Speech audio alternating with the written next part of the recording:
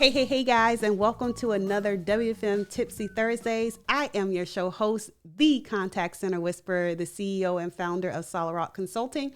And this week, we are talking about what factors should you be considering when doing schedules, work schedules in your organization. People think that it's just, oh, you get a schedule. But there are some things you should be considering. And so this week, we have the amazing Victor Salana over at Aldo.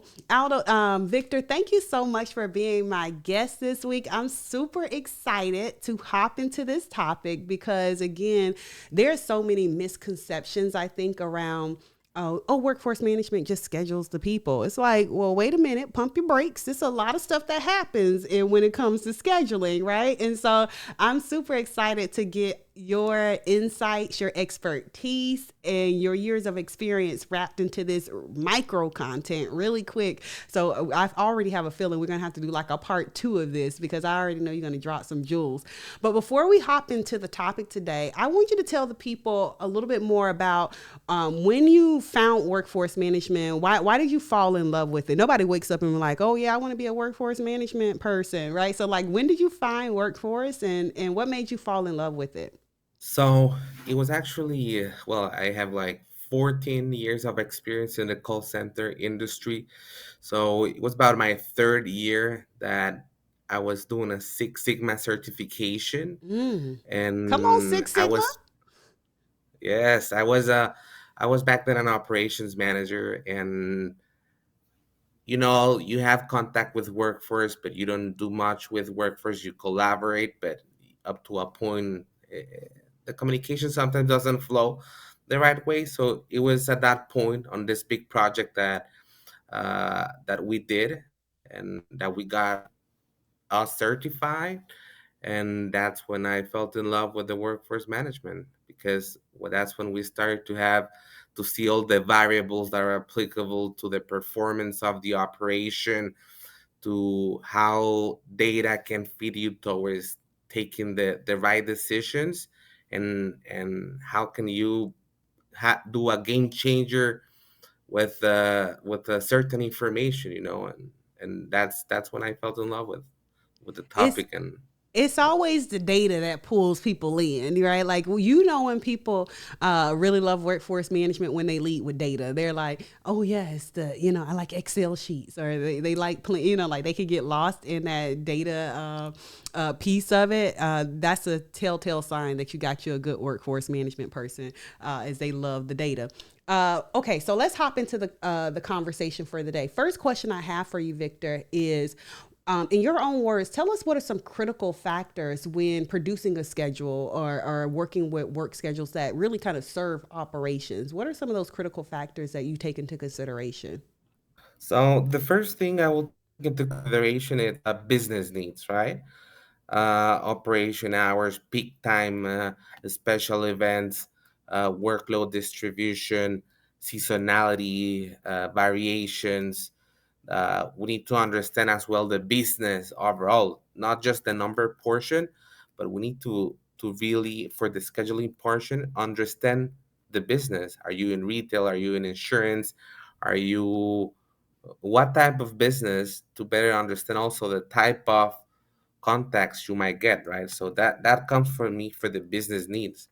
Then you obviously have the labor obligations per labor law requirements to understand what's minimum and maximum shift that you can give, breaks, lunch apart, time off, all those additions to the recipe to creating a schedule, right? Then I will add a bit of employee preferences as well when building the schedule, levels, the roles that each of the associates will be playing a part on to make the work done, right? So all those type of things for me are what we use to build the schedule. And moreover, some thing that it's being used now and it's commonly being taken advantage now, it's the WFO tools, the technology, right? Are you using a scheduling software? Are you still in an Excel sheet? Where are you at? That has a great impact on building the schedule in the most efficient way, right? I absolutely love that you said taking into consideration the type of business that you are. Like, are you retail? Are you insurance? Are you this? Drill down on that a little bit more for me. Why? Tell the audience why the type of business matters when you're thinking about the types of schedules that you're creating. Yeah, so let me start first by telling you, on the first contact center I worked for, that was vacation tourism, right? So you have the type of context about, hey, I'm going on vacation, my flight got canceled, this happened, that happened. Then I move on to telecom, and on telecom, what you get is you have the factor of people that are actually not a first type consumer, but a consumer that needs to stay there over and over, and they might contact you over and over. So for invoice related questions and then you have retail, which is where I am right now. This is where I've learned the importance of the type of business, because on both of the others that I've mentioned before, there is a lot of loyalty in between. But when it comes about retail, you explore on 90% of your contacts, you explore the fact of it's a first time caller, Mm. right? It's someone that just bought a pair of shoes, and they just want to know the tracking, and they might never call back. So we endure tons of first time callers, and perhaps they will never call back again, because that's how the retail business works. No, how many times do you actually go to the same store for buying a shirt? No, if the process is similar, like it's perfect, you actually never contact them. You might go back the next year, but if something happened to it, you contact once, and those things affect on the scheduling, because it affects on the operation. We need to understand when and how does the try to predict when and how the customer behavior is of this type of context when when it's a first time consumer reaching out, right? Yeah, I absolutely So love that. yeah. I love that because it's so true. And I love that you opened that up a little bit more because it's so important for businesses and workforce management professionals to really understand the business. I talk a lot about this when I'm mentoring workforce management professionals and operational leaders on workforce management and their impact. And what you're talking about really is like, for example, I talk about this all the time when we're talking about the difference between maybe healthcare or a sales-based business where versus an IT business, right? That's providing troubleshooting. So it's really important that you understand the type of business that you're in, so you understand the service that contact is going to be calling in. Because where AHT may be an important factor in a service-based industry where, hey, we want to handle this customer first time, give them very short types of calls, interactions with us. In a troubleshooting IT type of business, the longer you're on with that customer, that's what's expected. Or in sales, the longer I'm talking, like maybe if I'm a retention queue in the sales business, hey, I want to build rapport with that customer because I want to retain them for business. And so from a workforce management perspective, I'm going to be considering, average handle time for service may be this, but for the retention queue, it needs to be this because we want that longer AHT because we know that the longer the call is, the higher the sales conversion is going to be, right? And so really understanding the product or service that your business provides from a workforce management lens help you to understand, hey, this queue needs a higher AHT because it converts to sales and we need to staff like this. Whereas in this queue, lower AHT is a service, type of queue or skill or group of people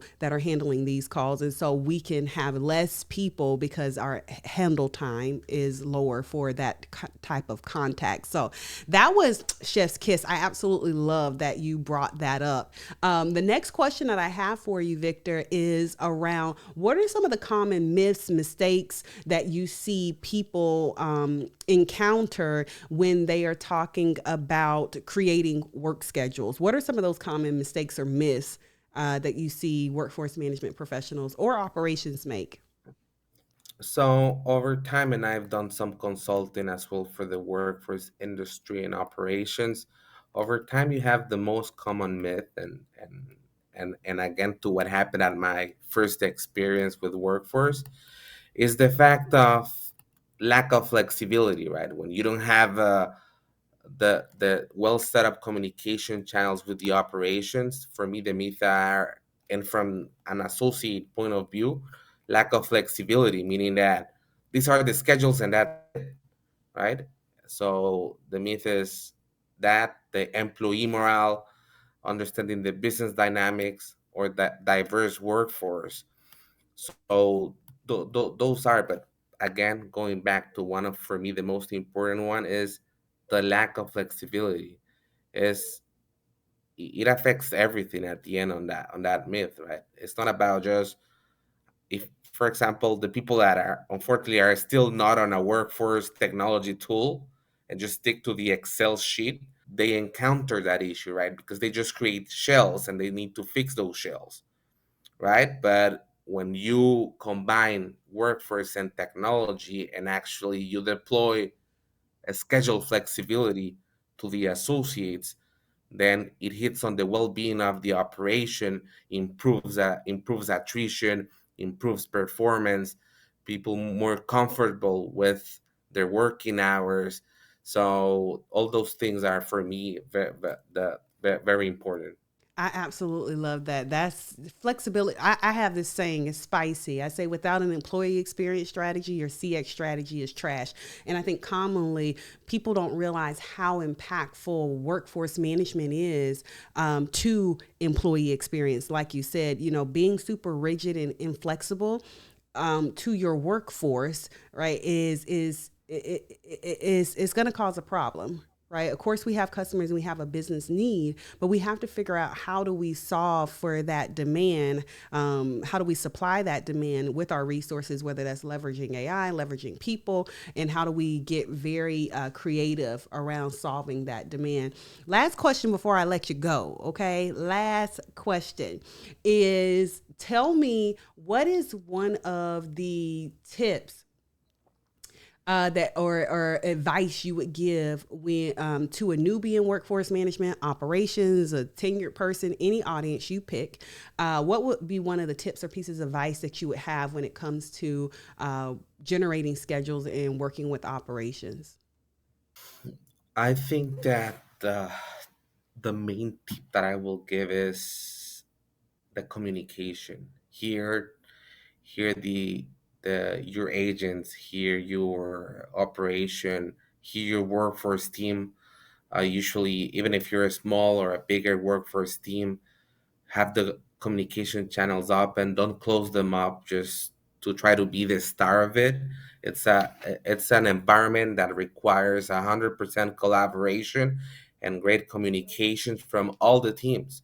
It's not just what operation has to say, but what the agents have to say. It's what the rest of the workforce team has to say. How can we sync all that to make sure that we have a nice synergy flowing within the entire operation to meet service levels, to meet everything. Once if you break that thing, if that is not well connected, that's when you're gonna start seeing issues, and that's gonna translate into meetings, into burnout people, into burn time, in time consuming actions that you could save out of the beginning if you have open channels of communication. For me, that's critical when it comes to everything. And that's it. I absolutely love that. I knew we were going to get down to the bottom of, we're at the bottom of our time. And so I want to be respectful of your time. Where can the people find you if they want to connect with you, Victor? Uh, the best place to connect with me is LinkedIn. Okay. Just type in Victor Salana. You'll see me there. I'm a social media enthusiast just through LinkedIn. I don't have Facebook. I don't have Twitter, but through LinkedIn you'll be able to find me. LinkedIn. We can find you on LinkedIn. Well, I will definitely link to your profile in the comments here. Thank you. That was so amazing. Victor did such an amazing job and highlighted. I love all the nuggets that he released around, how to work with or produce work schedules and some of the critical or crucial factors around understanding the business type. That's so important. And the reason it's so important is for the reasons we listed, right? Or some of the reasons we listed. If we are creating schedules for an IT based company or that does troubleshooting versus maybe a sales company who does, sales calls, or a service-based company, we're going to be looking at different factors, or we're going to be looking at the same factors around HT, but that's going to produce a different type of schedule or a need, right? So I think that's super important. Some of the myths around communicating and being or inflexibility, having static schedules when you really need to be dynamic. Just so many tips and nuggets. I hope that you got them all. But if you didn't, I feel like this needs to be a part 2 conversation. So we might have to have Victor back. I don't know what y'all think. Y'all think we should have Victor back? I think we should have Victor back. Listen, if there is a conversation that you want to have, you already know what to do. Leave me a comment, DM me, send me a message, and I want to talk to you about all things workforce management, operation, employee experience, all the things, because I believe when we start having these conversations and we learn together, we are able to move the industry together. So you already know what to do. Go ahead, go be great, and let's make impact. See y'all soon. Bye.